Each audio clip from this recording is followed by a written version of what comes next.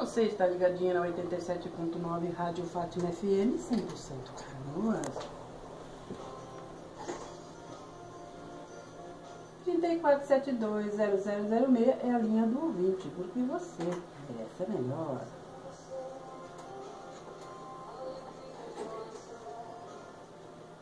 Como tinha falado, né? Surpresa, né? Estamos hoje com um gabarito alto, né? Estamos aqui com o Henrique, né? Que nos trouxe a nossa Geisa de Abreu, que é uma cantora, que você daqui a pouquinho não fica sabendo quem é, para quem não conhece, né? Para quem conhece, só vai se deleitar com as músicas maravilhosas que ela canta, né? Então, boa tarde, Henrique. Boa tarde, Mike. Que bom estar aqui de novo. Já está virando até... Vem marcar meu ponto aqui. E vou marcar meu ponto com uma intérprete muito legal, que é a Geisa, que vai estar fazendo um recital aqui na Casa das Artes Vila Mimosa, no dia 12, Dia dos Namorados. Mas antes de falar nela, eu queria dizer uma coisa sobre a Dona Encrenca. Se vocês ouvintes não têm conhecimento do que é a Dona Encrenca, devem procurar ter. Porque Dona Encrenca é uma invenção, uma maravilhosa presença da Mari, que criou e botou na sua casa a central QG da Dona Encrenca.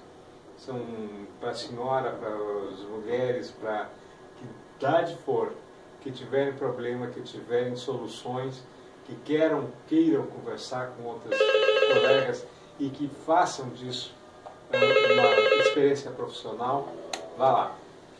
Bom, quem é a Geisa Abreu? Geisa Abreu é uma cantora que se transformou em clássica depois de passar pela música nativista e pelo rock.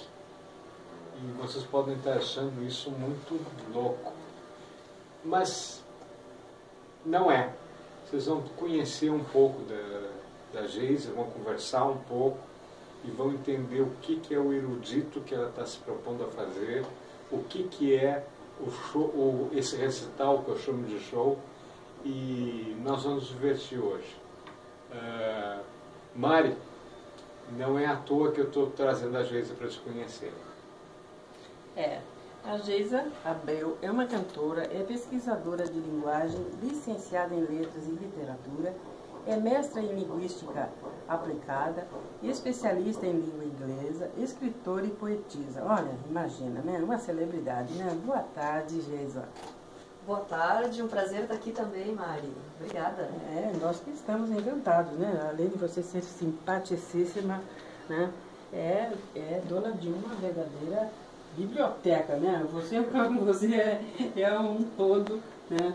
E eu queria que você falasse um pouco de você para a gente conhecer, né? E para que possa passar para os meus ouvintes um pouquinho de como você é e o que você está fazendo nessa ok. É um prazer, assim, muito grande estar aqui em Canoas, porque eu sou nativa de Canoas, né? E essa minha biografia é complementada dentro das habilidades que eu mais amo, que é a literatura, a poesia e a música.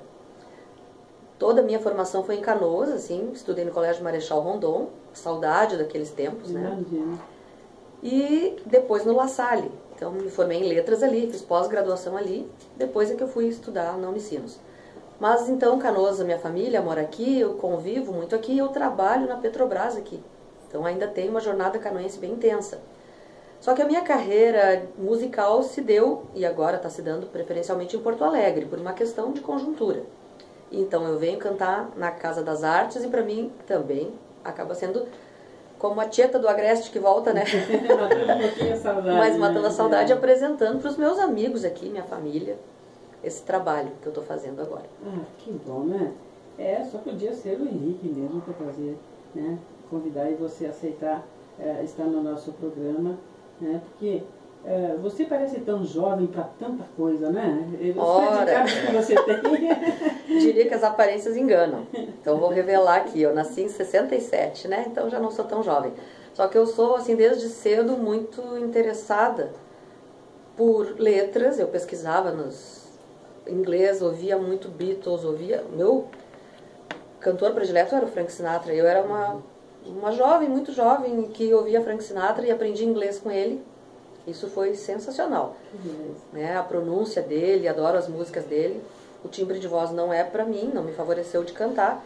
Mas aí depois eu conheci Beatles também e foi sensacional. Então eu tenho essa base da língua inglesa que me levou para estudar letras. Então aí eu fiquei bem à vontade neste curso, principalmente porque eu adoro inglês. Então algumas das músicas que eu canto são em inglês. Tá, mas me conta assim, ó, como é que foi tu vem com esse discurso, com essa... o teu trabalho é uma coisa muito bonita, mas música é ativismo. Como é que foi que entrou na tua vida e por onde foi que chegou a ganhar prêmio em festival? Pois então, quando a gente quer cantar, a gente canta qualquer coisa. Eu não sabia ainda bem o que eu queria fazer. E eu me envolvia com pessoas nativistas. Meu pai foi patrão de CTG, a gente tinha, né, essa circulação bastante grande em casa. E a minha irmã era prenda, né, ela dançava nas invernadas e eu não tinha bem essa vocação. Eu gostava mais de um violão, das invernadas artísticas, né? Eu era mais ligada à música do que à dança. E aí, algumas pessoas começaram a me apresentar esse universo nativista e me propuseram músicas para defender em festivais. E aí foi como eu comecei a participar, então eu ganhei alguns e foi legal porque eu já comecei a sentir que a minha voz tinha algum valor, não é? Até ganhei dinheiro, então. Mas a música nativista não batia tanto pra mim, porque eu gostava, de Frank Sinatra, eu gostava de Beatles, aí o nativismo ficou uma coisa confusa. Mas eu cantava qualquer coisa, desde que pudesse estar cantando com o microfone na mão. Então é isso. E desde criança, a primeira coisa que eu cantei, vocês vão achar estranho, que eu me lembro cantando, era a Vanusa. Meu Deus. Eu tinha uma casinha dessas de criança brincar, o pai construiu uma pra nós, as meninas, né, tem essas casinhas de boneca, de brincar. Eu não brincava de boneca, eu brincava de fazer show dentro da casinha. E as bonecas eram a minha plateia. Então essa é a história inicial, assim, da minha... E o violão, como é que apareceu? Violão, a mãe percebeu que eu tinha vontade de aprender e me inscreveu numa aula de violão. E eu estudei violão dos 13 aos 15 anos. Eu me acompanhava, nunca toquei em festival cantando com violão, eu era só intérprete. Só que eu toco violão não no nível que o Jonathan Spinelli, meu excelentíssimo acompanhador, querido. Então agora violão é uma coisa séria. Agora o nosso recital tem violão erudito, que é uma formação muito sofisticada para o violão. O violão que eu toco é mais para família mesmo. Me diz uma coisa assim, tu falou em erudito. Existe um preconceito muito grande com música erudita. Assim. As pessoas não ouvem, não conhecem, até não têm acesso. E como é que tu foi por essa linha, por esse rumo? Também foi em Canoas que eu conheci o Coral de Canoas. Em 91 comecei a cantar no Coral de Canoas. O maestro era o seu Long na época. E a minha irmã conheceu e disse, vamos lá, a gente aprende partitura. E eu disse, nossa, que caretice. Eu era hippie, né? Eu adorava Janis Joplin, era a minha referência vocal. Daí já entenderam, né, que eu tinha largado o nativismo. Claro. Eu já estava no rock. Eu confeccionava minhas roupas, eu era completamente dentro da linha de sustentabilidade, né? Vou dar um oi pro Chalamet, meu irmão aí. Então eu não queria nada que... achava caretice. E a minha irmã, Kátia, também canta muito bem. Ela começou a abrir esse caminho da música erudita para mim e eu comecei a me interessar. Assim que eu fiz o teste, eu passei no teste vocal do Coral de Canoas, que já é um coral antigo na cidade, guerreiro, né, para continuar trabalhando nisso, merece todo o nosso respeito. E aí eu comecei a gostar, porque eu comecei a entender que a minha voz ela era diferente. Eu tinha uma banda de rock e os meus parceiros diziam, Geisa, não canta com voz de freira. Não está cantando com voz de freira. E eu disse, que essa voz de freira? É que eles não entendiam, e eu também não entendia, que a minha colocação vocal ela já tinha uma abordagem erudita que é de soprano, tá? Que é uma voz agudinha, e eu não conseguia fazer os gritinhos que eles queriam do rock. A gente cantava heavy metal, a gente tinha composições. Nossa. Como eu disse, né? Todo mundo me puxava para um lado porque queria me aproveitar. E eu também não sabia, eu própria, me aproveitar e tirar de mim aquele repertório que eu queria. Eu também nem queria. E eu gosto de tudo, né? Eu sou geminiana, isso é um problema. Mas aí eu comecei a estudar o canto coral Depois eu fui cantar no coral da Unicinos. A gente fez uma formação mais sofisticada, que é um madrigal, que é um coral mais específico para cantar músicas da Renascença. E depois no madrigal La Salle. Então depois eu voltei ao La Salle como cantora, né? E tivemos um trabalho bem interessante ali também. Então foi pelo coral, foi pelo canto coral que eu me descobri uma soprano. Maravilha. Você tinha boa sorte mesmo, né? Porque fazer uma mudança quase radical, né? De uma coisa para outra. E você quer saber, há um tempo atrás, quando eu era bem mais jovem, eu estava precisando de gente para o coral, né? E eu fui lá para fazer um teste, né? Então eu disse assim, não, eu estou aprendendo a tocar teclado e gosto muito de cantar, né? Aí ele começou a dar as notas para mim fazer aquela afinação que eles fazem ali, né? Não fechou. Eu tinha um problema de garganta, né? A minha voz ela é abafada, então ele disse assim, ó, sabe o que a senhora faz? A senhora segue tocando teclado. Eu não quis me magoar. Segue tocando teclado. Daqui a um tempo a senhora volta, vamos tratar da garganta. Acho que eu tive mais sorte então. Tive mais sorte. E esse pessoal todo eu entrevistei, eu trouxe eles aqui, fui ver vários recitais deles, uma maravilha aquilo ali, né? Eu fico apaixonada por ver aquelas pessoas cantar com tanta displicência, assim, que, nossa, assim, né? Parece um pássaro, uma coisa assim, né? E eu nunca fui boa em nada, gosto de tudo, né? Mas nem no instrumento e nem na voz, né? Eu também. Então, eu achei tão querido o jeito dele dizer, olha, volta pra casa, segue tocando teclado, né? Então, no fim não terminei nenhum e nem outro, né? Então, tento cantar, mas não tem jeito. É bom até a gente destacar que o canto coral é a maneira mais simples, embora não seja simples, né? Mas de a gente aprender música. Verdade. Né? Sempre tem um coral numa igreja, o coral, aqui no caso do coral de Canoas, né? Um coral independente, mas é um coral bem sólido, né? E a gente sempre aprende. Então, e cantar junto com outras pessoas é muito relaxante. Né? Chega a ser assim um ritual de sociabilidade, porque a gente sabe respeitar a voz do outro, não pode cantar mais alto que todo mundo. Né? É importante saber a hora que o outro canta, tem que ficar quieto, ou todo mundo cantando junto. Não dá para ter as pontas, né, que a gente chama no canto coral. Todo mundo precisa um do outro. Então isso acaba tendo uma função bem educativa, né? Eles dão lugar ao tipo de voz, né? Todos os tipos de voz. Eu ainda canto em coral, no coral da Petrobras.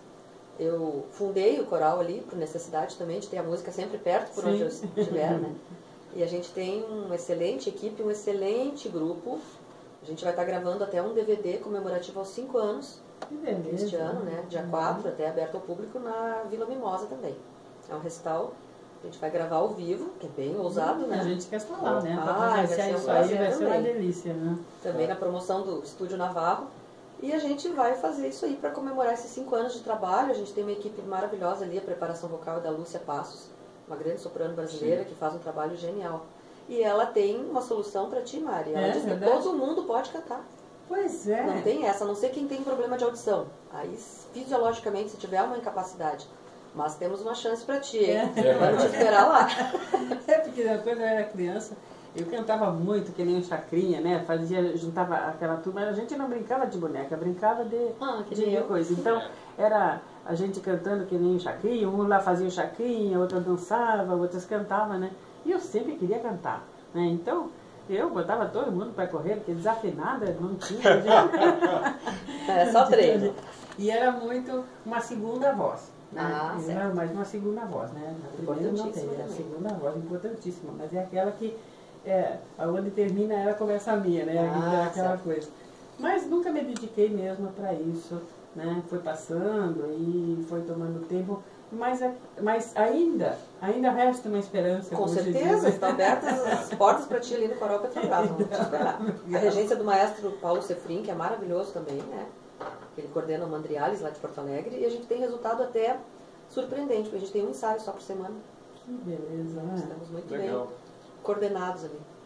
Ah, que bom. Então, vamos... qual é a música que tu indica para a gente dar uma...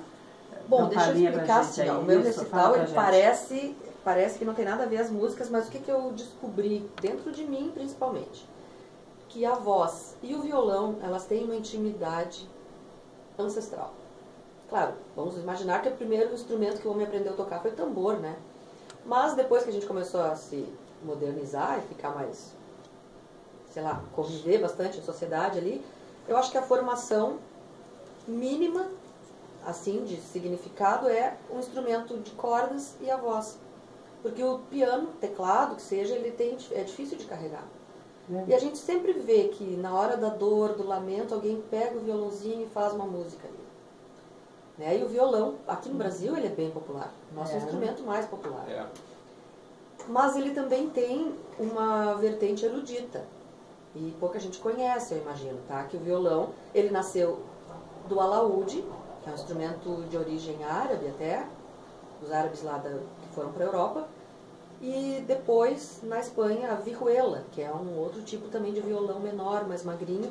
E eu pesquisei esses instrumentos porque eu vi que o repertório que eu estava interessada em cantar, eles se apoiavam bastante nas cordas. E geralmente a soprano canta com piano, né? Ou com orquestra. E eu estudava repertório de ópera, imaginando que eu era um personagem, né? Como vários personagens, só que daí precisaria de figurino, eu precisaria de um palco maior, uma orquestra. E eu disse, mas eu não preciso ir tão longe, eu tenho uma essência mínima que é rica também, que é a voz de câmara, a canção, assim, um repertório de música camerística, que considerando uma câmara, um lugar ali, lá na antiguidade, onde os reis poderiam ouvir a sua cantora, né, o seu músico alaudista, e eles compunham muito para os reis também, antigamente, assim, por encomenda, né, os músicos compunham. E dessas músicas, por isso que o nome do meu recital é O Amor, a Voz e o Violão, da Renascença à Bossa Nova. Porque o violão vai chegar na Bossa Nova, e ele chega muito fortemente pelas mãos do Villa-Lobos, que fez composições específicas para violão, e colocou o violão num patamar de sofisticação. Daí a gente vê, opa, não é um violão de chorinho, que é muito difícil também, ou uma viola caipira, que tem seu valor também, mas assim, dentro do campo erudito, o violão também começou a ter espaço. E as obras do Tom Jobim, que são verdadeiras obras de arte, o mundo inteiro reconhece, e a gente não podia deixar de representar. Então, talvez eu comece lá pela Renascença, então. O que é a música renascentista? Explica. Tá, a música renascentista, ela trouxe como movimento da Renascença na Europa, uma nova valorização do humano. Então, os instrumentos, eles meio que acompanhavam a expressão humana. Né? Então, não é o instrumento que está na frente, também não é a voz, ele é complementar para a voz. Então, eles têm essa harmonia. Né? Tem corais que cantam só música renascentista, elas são um pouco diferentes. Elas têm toda uma nuance mais de valorizar o simples do humano. E daí tem aquelas histórias do Da Vinci, né, de valorizar o humano, né, e descobrir a beleza do corpo humano, e dentro do corpo humano tem a voz humana. Então elas são músicas simples, do ponto de vista da composição, só que elas têm um efeito bastante importante. Eu até poderia indicar para a gente ouvir a música, claro, o amor é o tema de todas elas, mas o amor não aquele amor bonitinho, romântico, né, o cupido flechou e depois tudo fica lindo. O amor também dói, o amor traz sentimentos de angústia. O amor pode levar à morte, né? O amor não é só beleza. Mas o amor é uma virtude humana, né? Uma virtude que pode estar associada, e eu acho, uma das mais delicadas, das mais importantes vocações humanas, né? Eu acho que é o amor. Então, tenho duas indicações para essa época da Renascença, que é do compositor John Dowland. Tem uma mais triste e uma mais feliz. O que a gente pode ouvir? Vamos ouvir as duas. Será? Então a primeira é assim, ó. É Flow My Tears. Quer dizer, jorrem minhas lágrimas. Essa música é bem profundamente triste, porque fala de alguém que quer entrar para a profundidade da escuridão e amaldiçoa a própria luz que a ilumina, porque ela quer ficar naquela escuridão, onde só o pássaro preto da noite pode viver. E ela diz, feliz são as pessoas que estão lá no inferno, que não precisam mais viver. Então, é triste, né? Não cortem os pulsos. Mas eu busquei fazer uma interpretação do ponto de vista estilístico, que até é bem elogiada, porque aí eu tentei tirar o vibrato, que é uma técnica que a gente faz aquele vibradinho, né? porque ela tem que ficar lisa, ela tem que ficar a voz mais pura. E às vezes fazer a voz mais simples acaba sendo mais difícil. Sim, sim, claro. Então eu estou nesse trabalho, destaque também pelo trabalho de coaching, né, que eu faço com a professora Lúcia Passos, que está me ensinando esses caminhos da renascença. Então, vamos ouvir o Flow My Tears, do John Dowland. A última música, Come Again, ela já é bem otimista, então, né? A primeira é de cortar os pulsos, mas depois, Come Again fala de novo, vamos de novo, Cupido, né? Cupido volta a flechar os corações e a gente ama de novo. Então, e assim, né? Movimentos do coração. E você que está em casa, assim, imagina só, são 2 e pouco da tarde, a gente está ouvindo essas músicas. São músicas eruditas, mas se parou para pensar um pouco, parou para sentir a música, ela tomou teu corpo, tomou tua alma, eu tenho certeza. E tu não consegue imaginar a figura que é essa mulher para tocar e cantar essas coisas. Mari, tu imagina que trabalho que ela tem na Petrobras? Não faço ideia. Com curso de linguística, com essa com voz, doutorado, do jeitinho com que ela essa é, voz. não consegui localizar ela lá dentro. Conta pra gente. Pois é. Tem aí uma outra ramificação, como eu disse, eu sou de Gêmeos, né? A coisa que mais que melhor me definiria. Eu estava lá fazendo curso de letras, era década de 80. Surgiu um concurso para a Petrobras e eu me atirei para dentro. Passei e não sabia nem o que eu ia fazer. Mas é que uma empresa sólida, que paga bem, tem vários benefícios, eu quis arriscar. Aí eu tranquei a faculdade de letras e em 89 comecei a trabalhar na Petrobras como técnica de operação. Então isso é uma habilidade bastante específica. A gente é treinado pela companhia, porque não tem outro lugar que possa dar esse tipo de treinamento, e a gente trabalha dentro da planta química, monitorando os equipamentos e capacete, macacão, uniforme bem típico, né, de segurança, para poder trabalhar junto a equipamentos, turbinas, né, equipamentos de processamento de petróleo. Então eu faço isso, né, eu faço gasolina, como a minha renda principal vem da Petrobras, e nesse trabalho que é bem estritamente técnico. Não dá. Não dá para ajudar, né? É impressionante, né? Pode imaginar. Mas eu canto dentro da empresa, ninguém ouve. Eu canto para os equipamentos, né? Eu acho até que eles produzem melhor. Mas é uma maravilha isso, né? Porque tu olha ela assim, aumenta a pensar uma coisa, quer dizer, eu pensei até, eu podia estar no escritório, ter um cargo de chefia, alguma coisa assim, sim, né? Pois é. Mas lá, fazendo gasolina... Que o brasileiro tem isso, né? Eu acho que a gente é muito flexível. E, claro, meu repertório também acaba representando um pouco disso que eu sou, que é muita... Eu acho que é muita inquietação, né? Acaba sendo essa coisa de... E não é tão esdrúxulo para mim trabalhar lá. Eu até gosto. Pode parecer assim que eu tô assim... Claro. Se eu tivesse que ter uma carreira técnica exclusivamente, eu acho que eu poderia também. Pode ser, você é de Gêmeos, é tudo duplo. Tudo. Pois é. Não fala. Não fala. Também conta sou. Mais assim, ó. Que horário tu faz na Petrobras? Como é que é? Como é que tu concilia cantar e estar na Petrobras? E fora todas as outras demandas que tu tem aí, que tu tem uma vida cheia de agendas e coisas. Sim, então o trabalho de processamento de derivados ele funciona 24 horas por dia. E a gente tem turnos de revezamento, a cada 8 horas troca a equipe. E eu tenho uma escala de trabalho que está montada já até o final do ano. Então eu já sei que eu vou estar lá no Natal, já sei que no Ano Novo eu vou ter folga. A gente já sabe tudo que vai acontecer, porque todo mundo tem escalas. Só que dentro dessas escalas eu tenho dias de folga, como hoje, por exemplo, que é uma quarta-feira. Então isso é bom também. Então isso combina comigo, esses plantões, né? Então muita gente trabalha de noite, a gente nem tem ideia. Tem uma vida, né? Toda acontecendo enquanto a gente dorme. Então, para mim, não é ruim também. Eu me organizo bastante. Tenho um quadro mural lá em casa, que eu tenho quadro de giz, aqueles, né? Porque eu também fui professora. E aí eu anoto a minha agenda para poder dar conta. Eu faço aula de sapateado americano na segunda. Porque eu tinha um quarteto de jazz muito interessante também, com a grande cantora Flora Almeida. Um beijão para Flora. A gente tinha um quarteto de jazz. E nós duas, né? dançando e cantando. E Tudo mais bem. Pedro Spohr, que é um grande cantor Sim, baixo, claro. e Paulo Rosa, maravilhoso tenor, que nos deixou, faleceu já faz 3 anos, e um grande amigo também.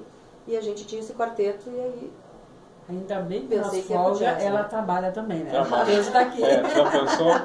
Não, e Conseguimos uma folga dela, né? Ela claro. trabalha nas folgas Pensa também, né? bem, vamos fazer uma imagem assim. Tu entra no supermercado e depara com uma menina baixinha assim e falante, e tu começa a conversar e daqui a pouco tu sabe que ela trabalha para a Petrobras, que ela é cantora, que ela tem curso e doutorado em letras e fala inglês e tal, tal. E faz sapateado. E aí? E trabalha na folga. E tem mais uma notícia que eu vou te dar agora em primeira mão. Ela vai agora para a Europa porque ela vai fazer 2 apresentações lá.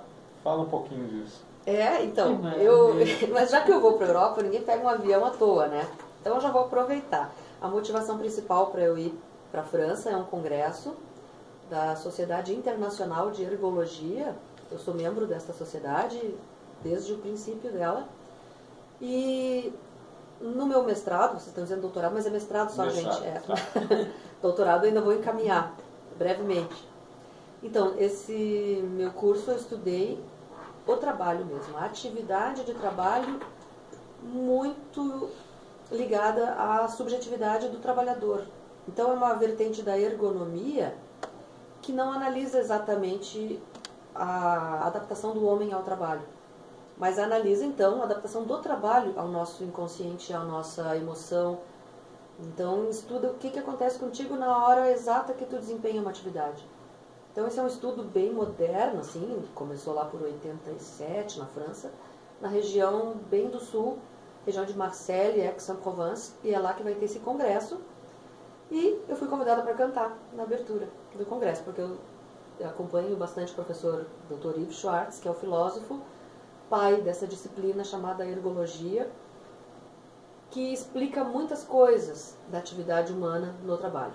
Explica aquela coisa inexplicável, sabe? Que é aquela emoção que a gente tem quando está trabalhando, que não é medida em tempo, não é medida pelas vias normais da ergonomia. É todo o investimento emocional que a gente coloca quando vai apertar um botão, que seja. Cada um faz isso de uma maneira diferente. E eu tenho quase um laboratório de pesquisa lá na Petrobras, porque Claro. eu analiso a mim mesma, né? Eu fiz a minha dissertação de mestrado analisando o uso da subjetividade na atividade de trabalho. Quer dizer, a incapacidade do sujeito se propor como sujeito e dizer, eu fiz, né? Então a gente... Subjetividade, o que quer dizer isso? Só para a gente Bom, esclarecer. exatamente a capacidade da gente se propor como sujeito na sua vida. E aí tem teorias que eu estudo, que é do Émile Benveniste, que é um teórico francês. Sou muito ligada às pesquisas francesas de estudo de trabalho, né? Quer dizer, aquele não dito, o que somos nós dentro de nós. Tá. Né? Então, não exatamente o que se vê de nós. É um autoconhecimento. É um outro conhecimento, é Meu uma eu área de interior. pesquisa, o meu eu interior, né? Mas ele colocado no mundo. E Perfeito. aí é uma coisa também bem mais complexa, mas aí a gente volta para falar outro dia disso. A Mas mesma então, coisa. começando assim, ó, eu vou para o congresso na França, que é no final de agosto, congresso 28, 29 e 30. E aí depois, já que estarei na França, eu vou estar acompanhada de pesquisadores também, que vão para um outro congresso em Barcelona, e lá eu vou encontrar um acompanhador, violonista também, e a gente vai fazer mais uma apresentação lá. Estamos combinando ainda o local, mas o que tem de certo até agora é na França, em Aix-en-Provence, no congresso, na universidade lá de Provence. Maravilha. E lá vai encontrar de todos os países. Sim, tá difícil escolher repertório, né? Porque eu cantei aqui também, no congresso, quando foi aqui no Brasil, na PUC, mas aí foi mais improviso. Agora eu tenho uma responsabilidade maior, né? Claro. E eu vou ter que levar meus Tom Jobins, né, na mala. É óbvio, é óbvio, é óbvio. Mas nós falamos do teu trabalho. E no trabalho tu dá uma ajuda, uma consultoria, para uma banda de rock. Ah, adoro! Veja bem o que é essa menina. Sim, porque como eu falei, lá no começo eu cantava rock, não é? E aí para aquele estilo, que era um heavy metal, assim, eles não gostavam da minha voz de freira. Mas então, o que eu aprendi ao longo desse tempo e ao longo depois de tanta música, né, tanto estudo de música, é separar a voz da freira, entre aspas, né, que é como eles queriam classificar a música erudita, entendeu? Mas também naquela ignorância adolescente a gente não sabia. E a voz de um rock mais encorpado, que é uma voz daí de mezzo-soprano, uma voz de contralto, que é a Amy Winehouse, a Adele, são vozes mais graves, né? E eu comecei a tentar ir por ali, e achei essa voz que eu gosto. Eu canto Doors, eu canto Creedence, nas tonalidades originais, e aí, sem perder o lirismo da soprano. Então isso aí é um mecanismo que eu já aprendi a fazer dentro de mim, né? E eu acho que é possível, não exagerando, e a minha professora fica meio em pânico, porque às vezes eu tenho um show e um recital na mesma semana. Aí é incompatível, mas eu acho que eu não devo muito, assim. Mas o rock é assim, a gente criou uma banda de rock chamada Refinados, porque era refinaria. É bom, claro. São empregados e a gente ia apresentar num festival que tinha na companhia ali. E depois a gente curtiu, começou, vamos fazer mais. Então a banda já tem 6 anos. Tem até um Face ali, a gente tem, né? Procura ali Refinados.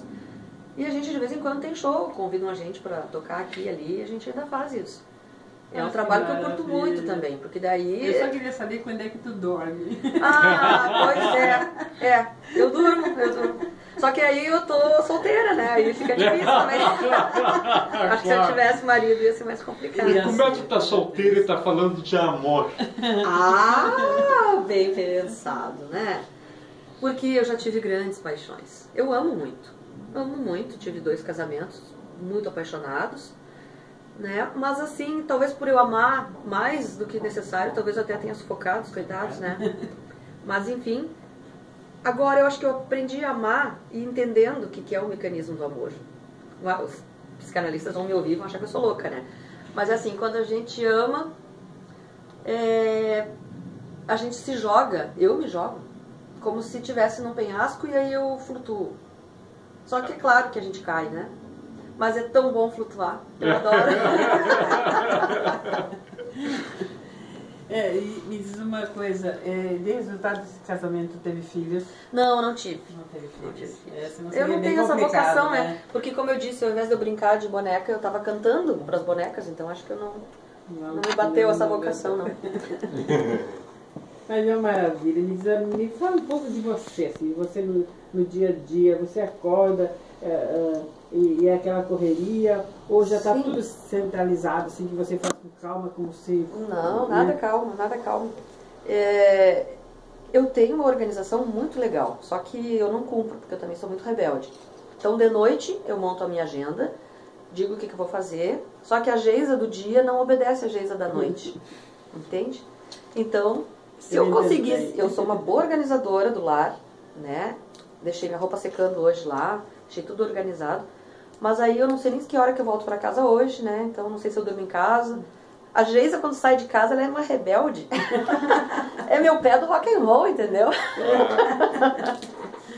E aí a chefe dos refinados, né? Sim, a band leader dos refinados. Dá um alô pros meus queridos refinados. Um abraço pra eles também. A gente espera que eles venham aqui, né? Mostrar o trabalho deles, daí eu né? venho já de roqueira no próximo momento. Prazer. Aqui vai ser bem-vindo e também vai ser uma alegria muito grande, né? Então vamos ouvir essa outra música, né? Que não é o lado preto, que é o lado bom. Né? Então, tem uma música ótima que eu quero compartilhar com vocês, que é Anda Jaleo, Jaleo. É uma música do Garcia Lorca, uma música que ele criou mais ou menos na época da Revolução Espanhola, lá, naquele problema da Guerra Civil que eles tiveram lá.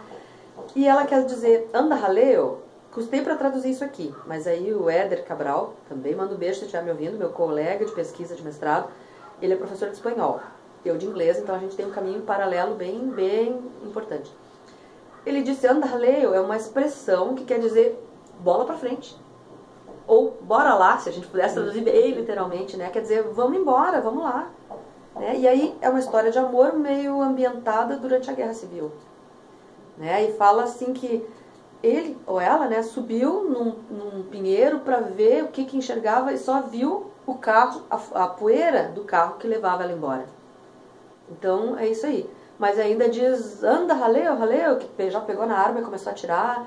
É uma história, assim, que já é uma outra abordagem, né? Uma abordagem, assim, do amor que ele consegue se transmutar e ir à luta. Então, Quem é Garcia Lorca? Garcia Lorca é um compositor espanhol, nascido lá por Granada, e ele é um comunista, né? Um compositor comunista, um grande poeta também, né? Da língua espanhola, e foi muito perseguido, né? Então, também vamos registrar isso, que é o cara que teve uma visão do amor, assim, com essa abordagem, né? Claro. Tanto que eles estão na guerra. Vamos amar, mas vamos lutar também, né? Claro. Vamos ouvir. Então vamos ouvir essa que fala, né, de coisas boas. Pois é, uma maravilha isso, né? Eu fico arrepiada só de ouvir. É uma beleza. Imagina num lugar adequado, né? Ouvir isso aí é o céu, né? Deus, me conta mais de você, que eu quero saber mais, nossos ouvintes também, porque a partir de hoje você faz parte, né? Faz parte do programa para você, está à disposição. Né? A gente quer saber tudo, quando você viaja, quando você estiver lá, se puder mandar uma alô para a gente, você manda isso. Então, assim, como eu estava dizendo, a gente identificou, eu senti que a voz e o violão eram melhores parceiros para falar de amor. Isso eu digo assim, literalmente, e quem ouve acaba entendendo por quê. Que eles parece que se conversam, né? A voz e o violão, naquela essência minimazinha. E lá no sertão, imagina, no sertão de Caicó, né? Foi dessa canção bem antiga, que já era do povo mesmo, que o Villa-Lobos criou inspiração para uma das suas baquianas, baquiana número 4, que tem o nome Cantiga de Caicó. Eu gostaria até de ouvir, vocês, né, ouvirem comigo, porque ela é delicada e todo mundo conhece. Tu conhece também, Henrique, você não conhecia. De repente Ela é delicada, mas então, essa delicadeza eu tento colocar na minha voz, que é uma voz pura também, a voz natural, já não é uma voz de soprano, assim, de ópera, né? E o Villa-Lobos, um compositor, um dos mais respeitados do mundo, compositor brasileiro, nosso orgulho. E gosto de falar a frase que ele diz, ele foi para a Europa, Paris, eu visitei o hotel onde ele ficava, né? Fui seguindo os passos do Villa-Lobos por lá, por Paris, ele morou muito tempo lá. E perguntaram para ele, então, o que tu aprendeu lá com a música europeia dele? Não, mas eu não fui aprender. Eu fui ensinar, eu sou Villa-Lobos. Fui apresentar a música brasileira para eles. Claro. Quem disse que eu fui aprender, né?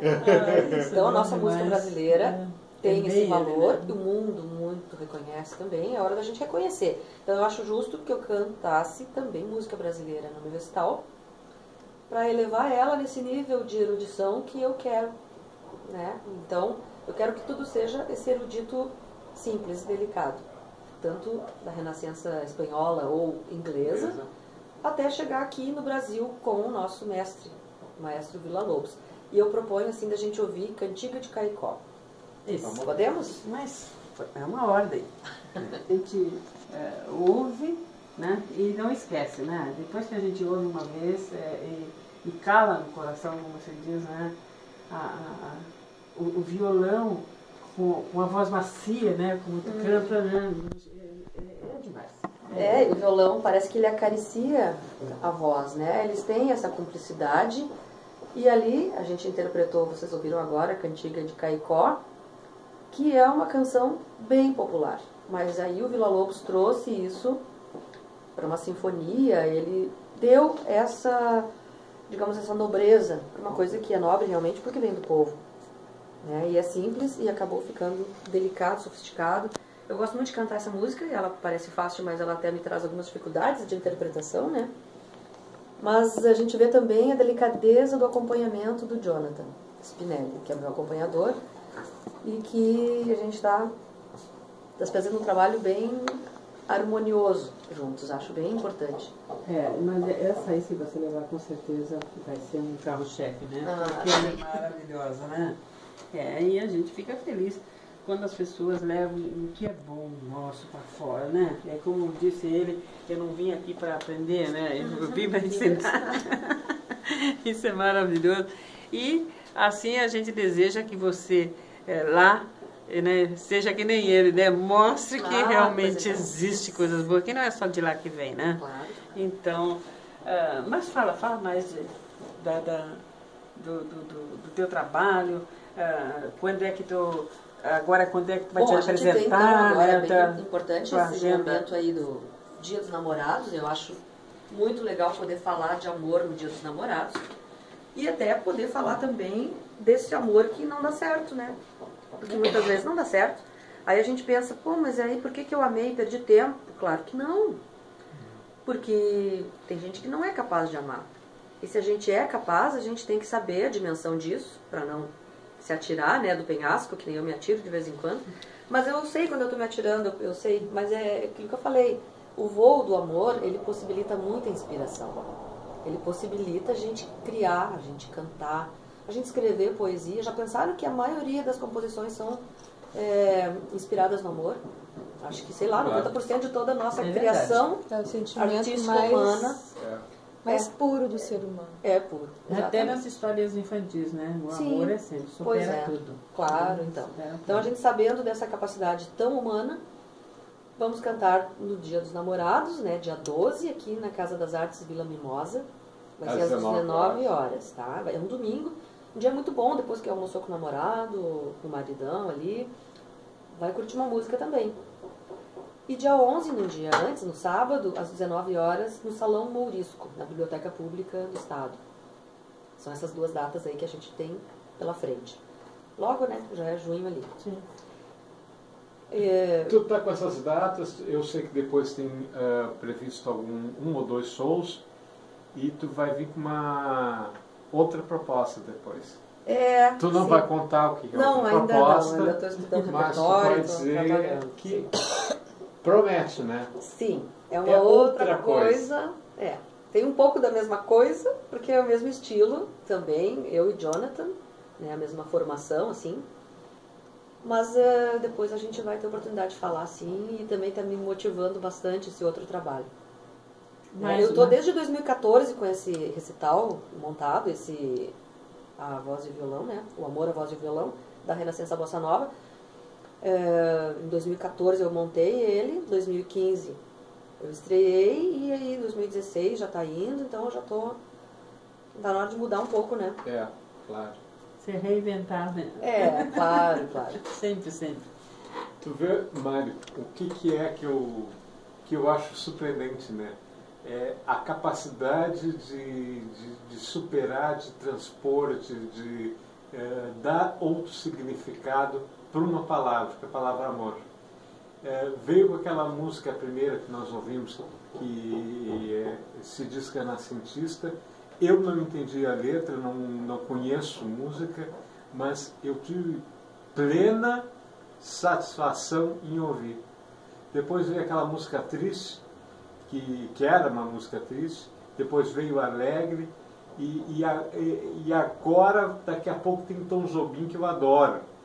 Então, se tu não gosta do erudito, se tu diz que não vale a pena ouvir o erudito, vai na Casa da Vila Mimosa e começa ouvindo, para depois tu ouvir o Tom Jobim.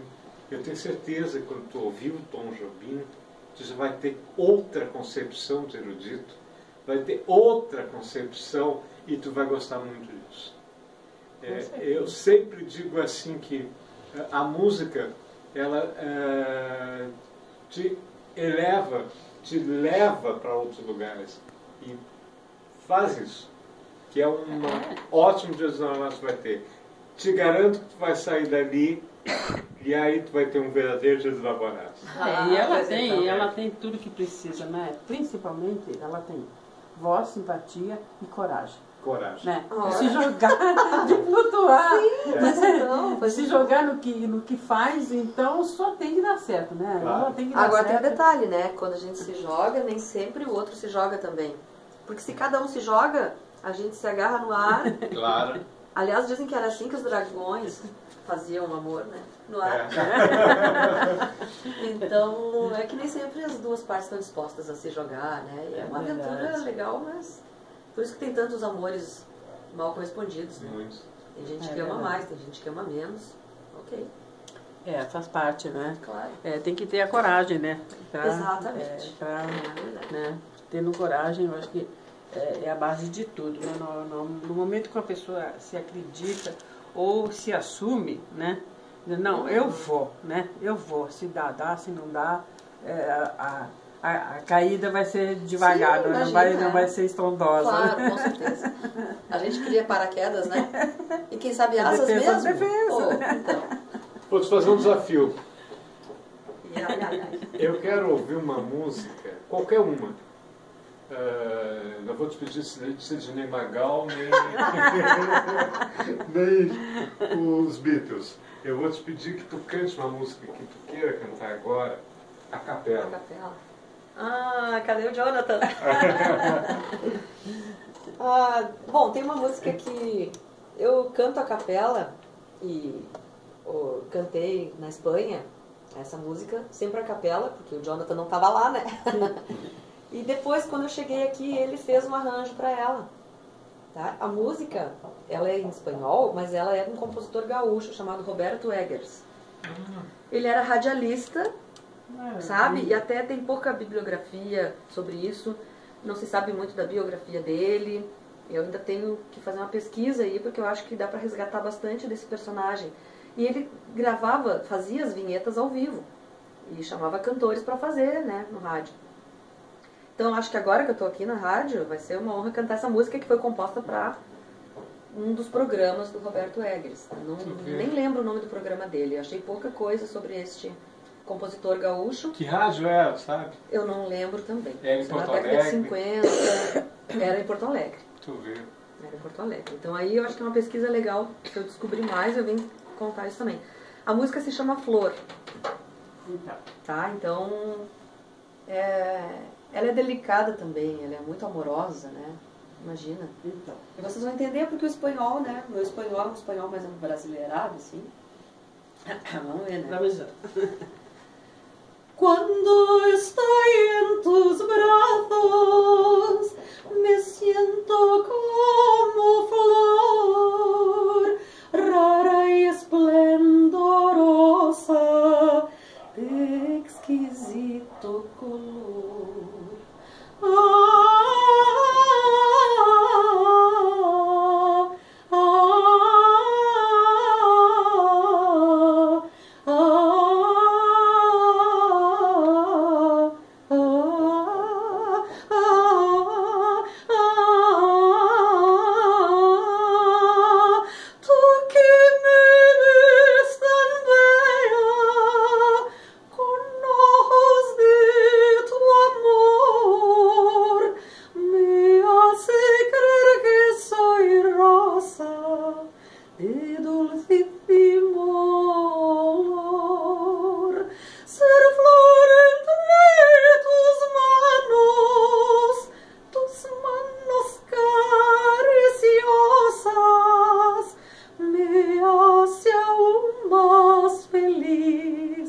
Más feliz que las rosas. Entenderam, né? Que delícia se sentir uma flor nas mãos de alguém, né? Linda, linda mesmo, né? Simples, na simplicidade que torna, mas muito bela a música mesmo. Eu acho que é uma música que a gente pode resgatá-la como sendo resgatar todo esse compositor, né? Tem ideia de pesquisar mais e trazer um pouco dessa riqueza que ficou perdida, né, na nossa história. Realmente. Nossa história, poucos têm para resgatar, né?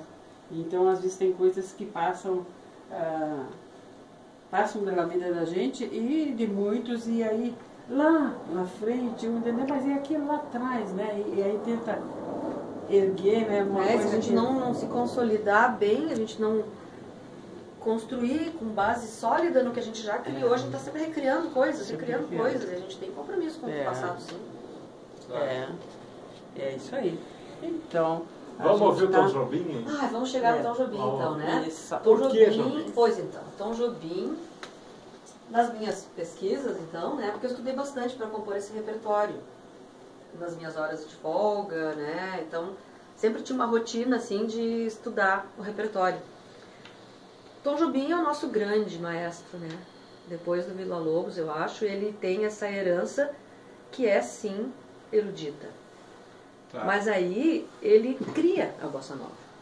Perfeito. Sem dúvida nenhuma é um estilo brasileiro, originalíssimo, e ele transforma com base erudita e faz o nosso erudito brasileiro, tá? Não o erudito acadêmico que a gente estudaria numa universidade, mas ele traz o que é o nosso clássico, a nossa música brasileira, elevada assim à qualidade de música internacional. Os japoneses adoram Tom Jobim, né? E cantam do jeitinho deles, mas eles cantam Sim. também. E aí como é que eu não ia cantar Tom Jobim? Claro que eu não tinha bem o traquejo, né? Porque a bossa nova é dificílima de cantar.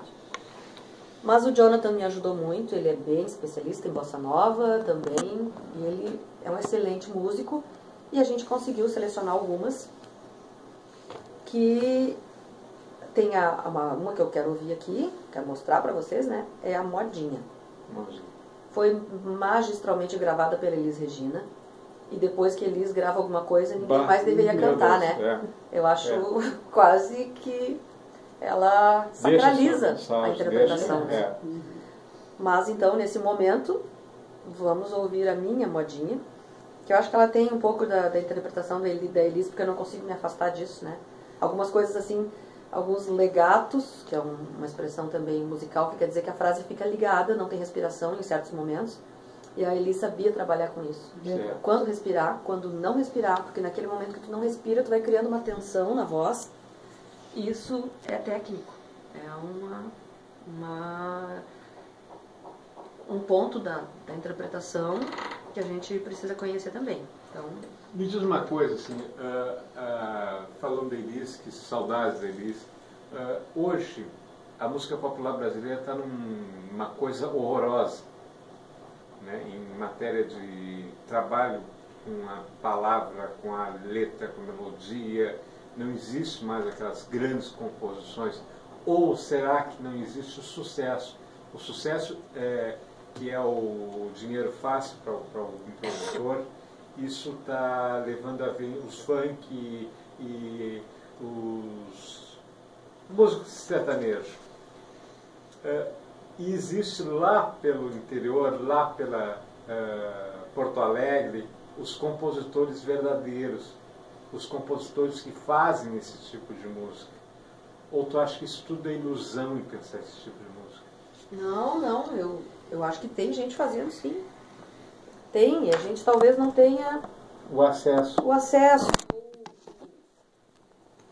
O gosto devido por isso, né? Eu acho que o Ney Lisboa é um gênio também. Gosto muito do trabalho dele e ele sabe compor. Até Caetano gravou Ney Lisboa recentemente. Então eu acho que a gente tem sim. O que acontece é que talvez... E aí? A gente vai, né? Claro que vai ter que ir, tem que ouvir. Mesmo que seja por curiosidade, para descobrir. Claro, Quem não conhece, para descobrir. Eu sou da ala que gosta do Vitor Ramil. Ah, também gosto sou. muito, claro. Sim. Assim, Sim. sempre estou escutando. E quanto mais a gente aprende música, né? Que estou nesse estudo também, a gente começa a entender como eles são grandes. Sim. Por isso que a gente está tentando que a música volte a ser uma coisa importante nas escolas. Pois então, É. agora parece que é obrigatório, né? Ela já tem o obrigatório, currículo. os dois O que acontece é que anos. faltam professores. Então é isso aí, né, gente? Vamos estudar música. Tem excelentes No cursos nosso aqui. tempo né? a gente estudava música, né? A EST tem um excelente curso lá de música, né? A Escola Superior de Teologia ali, do Grupo Sinodal em São Leopoldo. Sim. O IPA, em Porto Alegre. É isso aí. Temos que isso é- ensinar a isso música, né? Porque a música, ela é parte do acervo humano, Claro. né? Claro. Ela desenvolve outras capacidades cognitivas. Claro. Cantar Claro. não é só... Por que será que a gente canta, né? Se não tem valor comercial, cantar tem, porque a gente transforma isso em comércio também. Mas cantar, ele mexe com coisas dentro do nosso subjetivo, como eu falava, né? Ele Cantar, dançar. como a gente vê Claro. em casa, a gente está lidando. Eu chego em casa, eu ligo a TV numa peça, na outra peça tem um som lá, então aonde eu vou tem música e tem gente ao redor, sim. né? E às vezes a música embala e é boa e eu danço. E eu danço, aí eu me pego dançando de mas o que é isso, né? Mas é assim, faz parte. Eu acho que a música, ela faz parte, eu acho que desde a barriga da mãe, já o barulho só do, né, Pois é, ali, eu né? acho que já é um Sim, porque acalento, né? O som, ele tem uma frequência de vibração que mexe com a gente. né? Mexe. Vamos, Modinha. Vamos ouvir a modinha. Então, vamos lá. É maravilhoso, né? Tem tudo de bom. É isso aí. Já são 15 horas e 6 minutos, né? Mas a gente está deliciosamente feliz com Prazer. com você aqui. Foi ótimo, maravilhoso. A casa está sempre a seu dispor, principalmente o programa para você, né? E a gente espera que você volte outras vezes e que não se perca da gente, né? E toda vez que estiver em algum lugar, manda um alô lá para Mari, para Vivian, lá para você, né? A gente vai ficar feliz em se acompanhar a sua carreira, né? Para ver se só... Você tem tanto tempo para tudo que você vai ter um tempinho para nós também. E vai Por ser isso sempre... hoje eu me dediquei totalmente Pois aqui. E é, nós né? estamos sempre de portas abertas, você vai ser Obrigada, sempre bem-vinda. Olha, então tá. Foi excelente, também agradeço bastante a oportunidade, né? E em Canoas, como eu sou canoense, me sinto em casa, né? Então é um a prazer gente fica poder feliz, né, estar com aqui isso aí. também. Faz o serviço do show. Então, temos 2 recitais, podemos chamar de show, tá? Mas para quem não está muito acostumado com o campo erudito, a gente chama de recital, né? Ou concerto, espetáculo. Mas não se assustem não, é um show. Tá? Vai acontecer então dia 11 na Biblioteca Pública do Estado. Dentro da biblioteca tem o Salão Mourisco, que é um salão maravilhoso. A biblioteca foi restaurada recentemente. Tudo muito lindo lá. Tá? Fica na Praça da Matriz, então vocês vão achar fácil. Então dia 11, 17 horas, no Salão Mourisco. E dia 12 de junho, Dia dos Namorados, às 19 horas, na Casa das Artes Vila Mimosa, que é uma casa que foi restaurada. Quem é canoense precisa conhecer, ela tá linda também. E é um espaço de cultura de Canoas que a gente tem que prestigiar. É verdade. Então, tá aí, a gente agradece de coração, né? Eu que a sua agradeço. presença, a presença do Henrique, que traz essas joias pra gente, né? Isso E aí. a gente fica feliz com isso. E desejamos sorte pra você, né? Obrigada, Tudo de bom. Mari, E que obrigada. leva a nossa música lá pra fora, né? Pra fazer eles Ah, aprenderem, com certeza, né? isso aí. Claro. Obrigada. Então, tudo de bom pra você, gente. E quer deixar a última música pra gente? Ah, pois então, a Esse gente direito ouviu aí ali não, como última, a gente ouviu um Corcovado do Tom Jobim, né? Sim. Então vamos ficar num clima de bossa nova, né? Então. Vamos ouvir Eu Não Existo Sem Você, Vai. tá? Que é um outro hit do nosso cancioneiro